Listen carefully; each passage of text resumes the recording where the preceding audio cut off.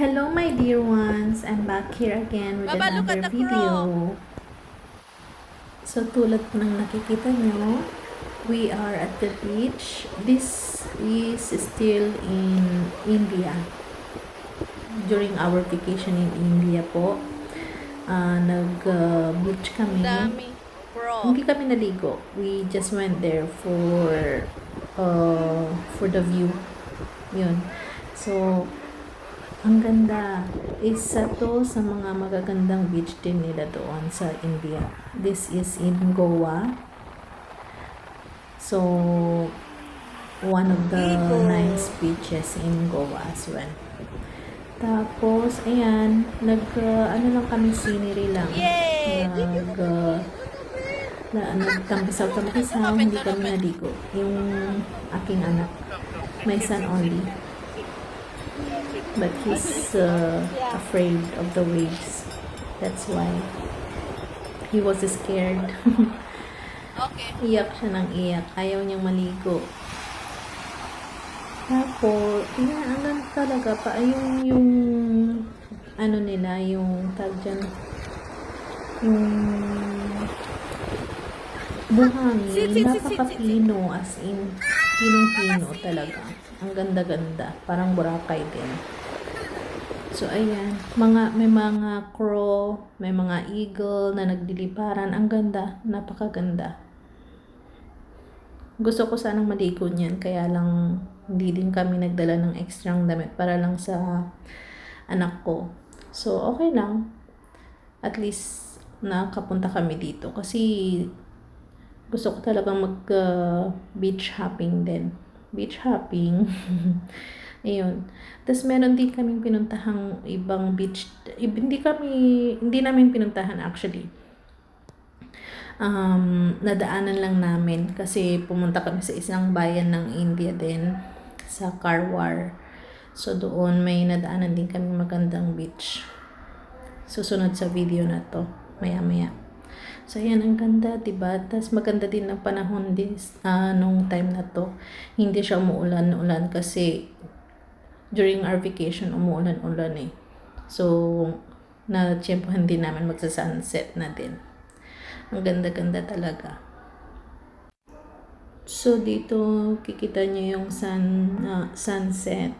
Tapos, yung mga ulap, napakaganda. Ewan ko bang gandang-ganda ako sa scene na to, sa video na to. Kasi kitang-kita mo talaga yung araw na nagsiset na siya.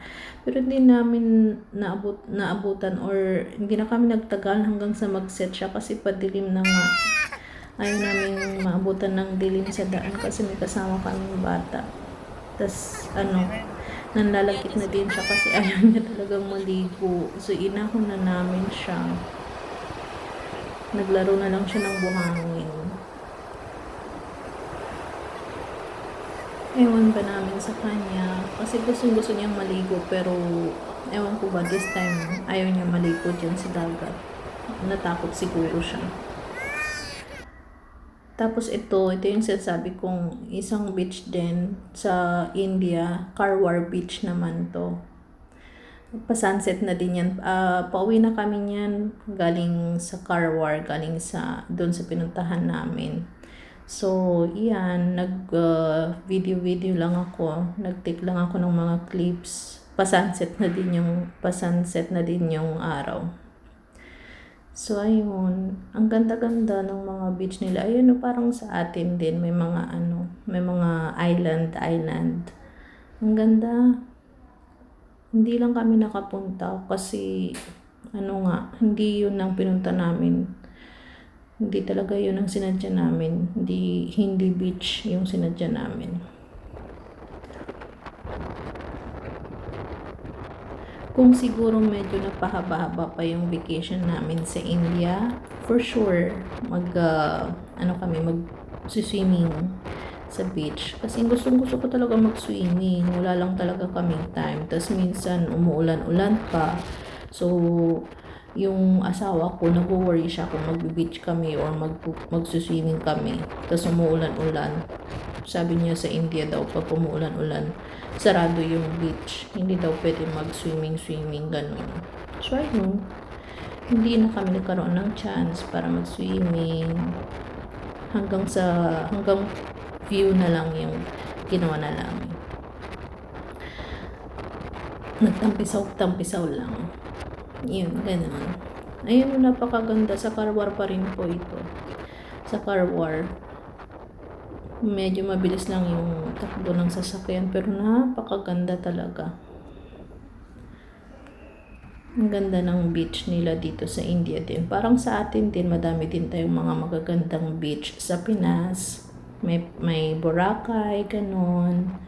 Dito din sa India, madami din silang mga magagandang beach. Tapos marami din silang mga magagandang tourist spots dito, ha. Ayan, ang ganda. Nagagandang talaga ako sa mga sunset, ganyan. Lalo na pag sa beach yung kahit hindi sa beach, di ba sa mga bundok-bundok din. Magaganda yung mga scenery, magkuha ng video, ganun. So, ayan po. Dito na po matatapos ang ating video. Sana po nagustuhan nyo. Ito muna po yung video clips natin ngayong araw na to. And may mga i-upload pa po akong mga ibang video galing sa trip namin sa India. Thank you for watching. Bye!